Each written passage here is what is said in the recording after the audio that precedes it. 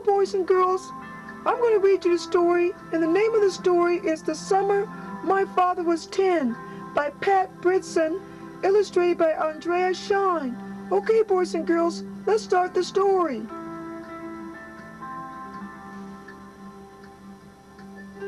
Every year, my father and I plant a garden. Tomatoes, peppers, onions, marigolds, and zinnias grow in neat straight rows. We pull the weeds that pop up and we water, mulch, and tend it all through the summer, cutting the flowers to make the bouquets for the kitchen table or to give to Mrs. Bukowski, our neighbor who broke her hip last winter and has to walk with a cane. Every spring, my father tells me about Miss Bobba-Abba. In the summer, my father was 10. Mrs. Bobba-Abba lived alone in the third-room apartment above my father and my grandfather. Plant grew all winter on his windowsill, and in the spring he trucked with rake, garden fork, and trowel to the vacant lot next door to plant a garden. Some years he had to drag away old tires, broken bottles, and other trash before he could even start. Once his garden was planted, though you could find him there early every morning, weeding, watering, and watching over his plants, and in the evening he would go and sit on an old wooden folding chair and listen to the opera on his radio. My father didn't know much about the old man, only that he always wore flannel shirts buttoned up to his neck, winter or summer. He didn't talk much to other people who lived in the building, and when he did talk, his accent made his words sound strange. My father and his friends made fun of him, sometimes called him Old Spaghetti Man. Then one afternoon, when my father was 10, he and his friends was playing baseball near Miss Bella Vista's garden. My father's friend Nicky hit a ball over my father's head. It landed in the middle of the garden. My father ran to get it and found it under a big leafy tomato plant. The tomatoes were round and red and ripe, just about the size of a baseball. And my father thought, boy, I would like to see Nicky's face if I threw a tomato instead of a ball, and he'll hit it and it'll splatter all over him.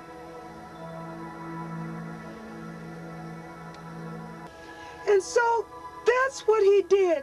And Nicky did hit it, and it got splattered just like my father thought it would. My father laughed and laughed. Nicky chased him back into the garden and grabbed a tomato off the vine and threw it at my father. Then my father threw one at Nicky, and then Joe threw one at Kevin. Before long, they were all throwing tomatoes and peppers at each other or battering them against the side of the building. The hollow pepper thumping against the bricks and showering thin white seeds and pulp on the ground, wall and the ground. The tomatoes hitting with a splat, bursting into messy globs. Then they even pulled up onions and uprooted the flowers, swinging them around and around over their heads before letting them fly. They were shouting and laughing so much that they never heard Miss Bella Vista coming. But when Nicky stopped laughing and suddenly stood still, eyes wide staring, my father turned and saw his neighbor. He was shaking his head and saying something in Italian. He looked at the walls splattered with tomatoes and peppers and at my father and his friends, and he said just one word, "Why?"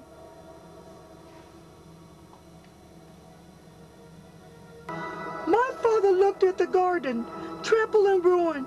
It was only then that he realized what they had done. He looked back at Mr. Belvesta, but the old man had gone to his plants, and was tenderly picking up the broken pieces, setting them in a pile at his feet. My father Franz all went away, leaving my father and Miss Bella Vista alone in the lot. My father wanted to go over and tell his neighbor he was sorry, but his feet were like heavy stones holding them there.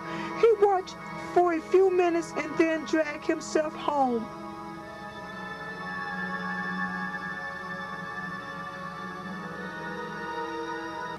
The next morning, the mess had been cleared away and ground and raked smooth. There were no way to know what a garden had ever been there. But my father knew. My father Franz seemed to forget all about what they had done. But my father couldn't forget. Even every time he saw Mr. Bellavista, he remembered and wanted to tell him he was sorry. But he just couldn't make the words come out.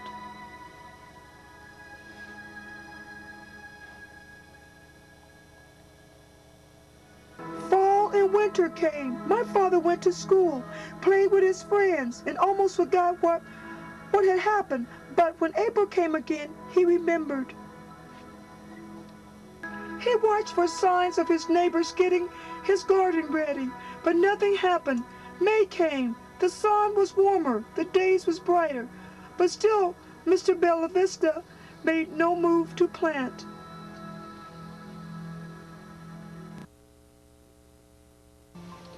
Finally, one day, my father was going up the stairs on his way home from school. He met his neighbor coming down. Mr. Bellavista, my father began, are you going to plant a garden this year? Mr. Bellavista's eyes looked straight into my father's. So you can destroy it again? He asked. No, my father stammered. I wouldn't do that. I mean, I'm sorry about last year. I thought maybe I could help. Mr. Bellavista didn't say anything at first.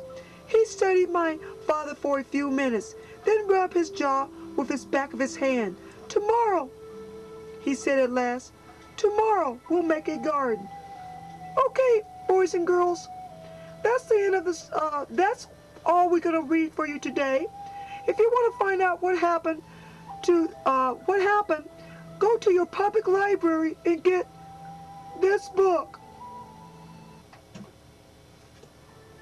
The Summer My Father Was 10 by Pat Bridson, illustrated by Andrea Shine. Okay, boys and girls, let's see what's up next on the Mr. Peevy Show.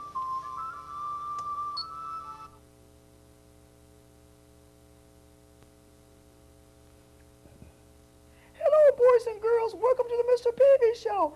I have a very, very good friend of mine here, and his name is Pat Hughes. Say hello to the boys and girls, Mr. Hughes. Hello, boys and girls, and hello, Mr. Peevy. How are you doing? Also, he has a granddaughter he wants to say hi to. Hi, Brittany. How are you doing? Okay. Hi, Brittany. Also, Mr. Hughes is a fantastic filmmaker. And I want to ask him, how old was he when he decided he wanted to be a filmmaker? No, I don't really know how old I was. I was an adult when I started when I got into video production, electrical engineering at Sinclair and University of Dayton with a minor in radio and television. And it was after I came here to DATV that I began my video production. Now, you've made films. What are some of the films you've been making? Well, right now we have a paranormal investigating program called Ghost Hunters, and we have two projects that are complete now. One is called The Ghost of Margaret Tracy and The House at the End of Dunham Road, and we are investigating the paranormal. That's our series called The Ghost Hunters. Oh, that's fantastic. Now, when you were interested in filmmaking and became a filmmaker, how did you said you have degrees, so is it, you were telling boys and girls they need to go to school and take classes? What they need to do to become a filmmaker? Well, boys and girls, right now I'm assuming that you're probably in grade schools or elementary schools, so what you need to be doing is studying arithmetic and science, and so that when you go to high school, You can take algebra, geometry, and trigonometry, and chemistry and physics. Then when you go to college, you'll be able to take calculus, differential equations, physics, and go into engineering if you want to produce movies like we do. Oh, fantastic. So in other words, they need to go to school and study hard and make sure they go to college. Yes. And are there some courses in college they need to take? Well, right now they need to be brushing up on their mathematics skills and their science skills, and chemistry and physics. And then when you get into college, you're going to be taking engineering courses, like electrical engineering, thermodynamics, differential equations, calculus, and that'll prepare you for being a filmmaker. Okay, Mr. Hughes, now you've made, you said 2 shows. Now, have you made some earlier shows before you came to DATV? No, I didn't make any before I came here, but there are other programs. I have Africa Outlook, I have the McCracken Mitchell Journal, I have Keepers of the Village, and pretty soon I'm going to be in production on the new political program Fireback here on DATV. And also our Ghost Hunter series is beginning a new set of programs called Uneasy Spirits, where we are working with the author Richard Crawford and bringing his books to television. Oh, that's fantastic. So what you saying that you're going to have a production? They're going to be actors and stuff in the program? Some of them will be actors, some of them will be real life investigations where we go out to sites and see if we can catch some ghosts on film. Now, is it hard to do? Now, when you go prepare to go on your ghost hunting, what's some of the things that you take with you? Well, we take our cameras, and also we do a lot of investigating. We have to know a lot about the site before we go out, so we usually talk with people who live at particular places or people who live near them, and we investigate the site before we go out there. So, and we also will go to the city and see what kind of information, public information we can get from the city. Now, for example, if you go to a house and you find out that it's haunted, do you just set the camera up and wait, or what do you do? Well, a couple of things. First, we'll go out and investigate and see what is there, and then we have a couple of psychics that we work out. We will learn the history of the house, and then we'll send the psychics in and ask them, tell us what you can tell us about the house. See if what they tell us will agree with what we have investigated. And then afterwards, we have 2 dogs that we work with, and we will take them out to the sites and see what they pick up on. Now, why do you take animals? What's the difference between animals? Animals are very sensitive to paranormal senses. They can see what humans cannot see. So they can see a ghost or a spirit, whereas we cannot. I know boys and girls understand by the word ghost, but you're saying paranormal. What does that mean? Is it the same thing as ghosts? No, paranormal means anything within the realm that is above outside our living experience. Anything that has to do with the afterlife is in the paranormal realm. Now, there's shows, cartoons. I know there's a cartoon I used to watch when I was called Scooby-Doo. Are you familiar with Scooby-Doo? I used to watch that when I was a kid. Oh, yeah, Scooby-Doo. So that's what they did. That's sort of the same thing. So That's what we do. thing. Yeah. Okay, and they have Scooby-Doo movies too. Then Yeah. they go Ghostbuster. They had a movie out in the 80s. I don't know if a lot of boys and girls may not be alive, but it called the Ghostbusters. That's almost similar to what we do. It was funny. Yep. If we find a problem that we're investigating, I will go back to my church and we will perform an exorcism on the site. Oh, so because that's what. But you don't have those packs that the Ghostbusters had on their back? No, we don't have any proton packs. We just have our cameras. Okay. That was a very funny film, boys Yeah. and girls. Mhm. Okay, so Mr. Hughes, are you interested in other things besides filmmaking? What's some other things you like to do? Well, we perform industrial videos, commercials, seminars that people might want to have televised or want produced for their companies. Oh, so you have a company. What's the name of your company? We are Afwing Production. Oh, and you have a partner. Who's your partner? Well, Afwing Production is for the commercial site, Okay. but the Ghost Hunters, that is Gamma Hughes Ltd. Oh, okay.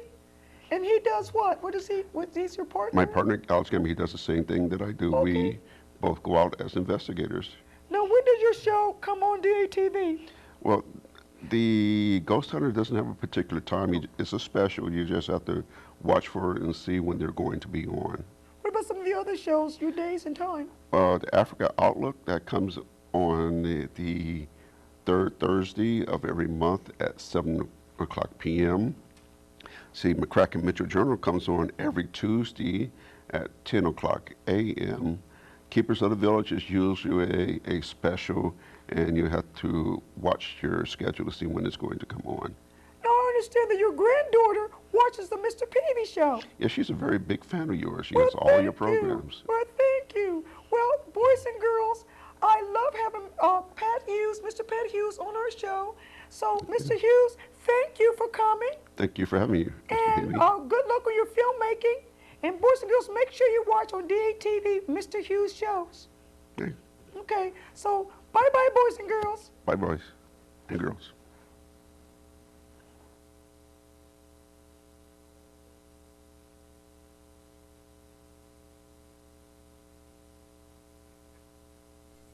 Hi, boys and girls. Welcome to Bobba-Abba the Clown. Welcome to my art room.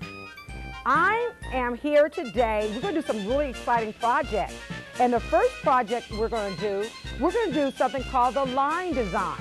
It's very simple to do, boys and girls. All you need is a pencil, crayon, or marker. Now, the colors, the best colors to use are darker colors like blue, green, red, black, brown colors like that. Stay away from white or yellow, things like that, because it won't show up. So what we're going to do, first of all, boys and girls, we're going to, this is called, like I said, line design, and we're going to start drawing on the paper. I'm going to put it on the board here. I'm going to try to put it on the board so everybody can see it. We're going to start, I have the Tiki to pull the camera in for me. Okay, hopefully put this on here. Okay, now, and maybe pull out so the entire piece of paper. Pull it out so we can see this entire piece. There you go, thank you. Now what we're gonna do, boys and girls, we're going to start with a wiggly line, okay? And this line, I want you to start at the top of your paper, the left-hand side of your paper. And I want you to draw a wiggly line like this all the way down to the right-hand corner of your paper, okay? Next, boys and girls, what I want you to do, we're going to draw another line, so that's why it's called a line drawing, and we're going to touch each place of this paper at different areas, okay? And I want you to make, uneven loops. The more uneven loops you make, the more interesting your design is going to turn out, okay? So right now, boys and girls, you know what, boys and girls, you know what I forgot to do? Can you turn the music up a little bit? I forgot to play my guitar for good luck. Okay, we'll bring the music down. What we're going to do, boys and girls, is Tiki. Could you do me a favor? And I forgot to get my glasses. Bobba-Abba the Clown cannot see without her glasses. Okay, hold on, boys and girls. And I also forgot something else that's very important. Yeah, they're in there. It should be in the, I forgot my nose, boys and girls. I forgot my nose. Okay, we gotta have glasses. Yeah, here they are, boys and girls. See, Bobba-Abba the Clown have to have her reading glasses. Okay, now we're ready. I forgot my nose and my glasses, boys and girls. Isn't that something? My nose and my glasses. Now, how are we gonna put, okay, let's try this. Hold on. Now I gotta put my glasses on my nose. Okay, there you go. Bobba got her nose and her glasses. All right, now, next we're gonna do is a repeat. Art, usually, boys and girls, when you do the same thing over and over. So we're gonna repeat, we're gonna trace over this first line until we're off the page. So let's start that. What you need to do, boys and girls, make sure you touch every section you touched the first time, and try to make that line as close together as possible. Tiki, if you pull in some so the boys and girls can see that line, how I'm doing that. Yes, that's great, Tiki. There you go. Bring that up. We're going to see how I'm going. I'm touching every point that I've touched the first time on my line. I'm touching, doing the same. This is really neat. Okay. There you go. You're going around. This is going to be very interesting, boys and girls, when you do this. Now, of course, you're going to be doing yours on your table or your desk or someplace like this. Now, it's kind of hard for me because it's on this chalkboard to get it, but I'm trying to take my time, and notice I'm trying to make that line. And when I'm off the page like that, I just go like this, follow that design until it's completely off the page, okay?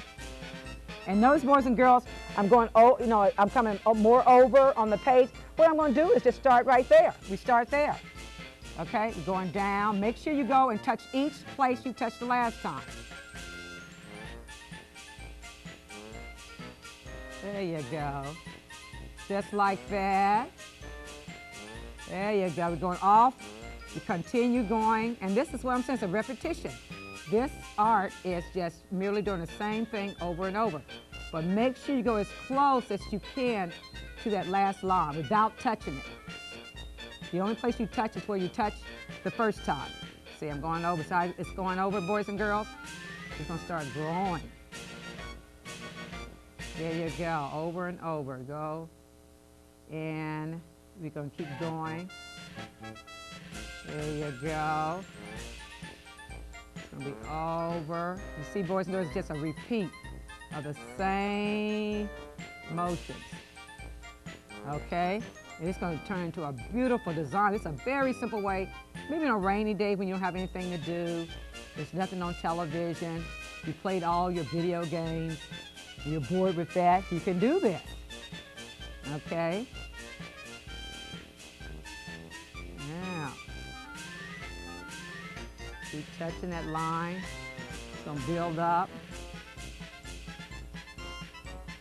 Oops. I think that's why I got that tape. All right. Keep going, repeating. I got to be very careful. I got that tape right on the back of my paper that I don't want it's been kind of wiggling. Okay, you see, boys and girls, how that's looking? Can you pull out a little bit and see the entire sheet of paper? Can you see the entire sheet? See the boys and girls see the entire sheet of paper? Yes, this corner down here. See how that's looking, boys and girls? That's going to be beautiful. This is very simple. Like I said, in the secret, boys and girls, is to take your time. You got to concentrate. You got to stay focused. You got to stay focused on this and see how slow Miss Bobba-Abba the Clown is going? Yeah, she's going really slow. Yeah.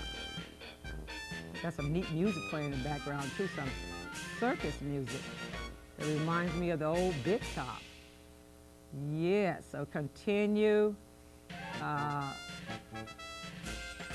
going until you're off the page. See, boys and girls, I'm almost off the page. See? And I think Tiki also, too, was interested in how to do this. Now she knows how to do it. She knows the secret, the same secret you know, boys and girls. Something that looks complicated is usually very, very simple to do. Tiki can go home and do this.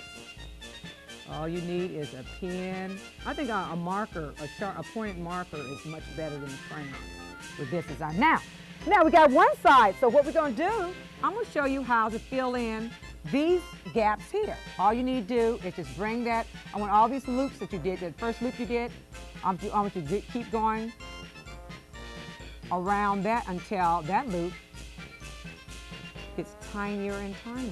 You see what I'm doing? Okay?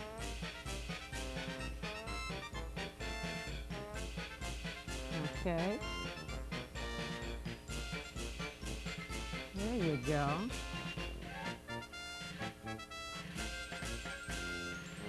And I'm using a blue marker too, boys and girls. You can use a black marker, Try to use the same color. Don't change colors because it sort of takes away from the design. If you use the same color, okay.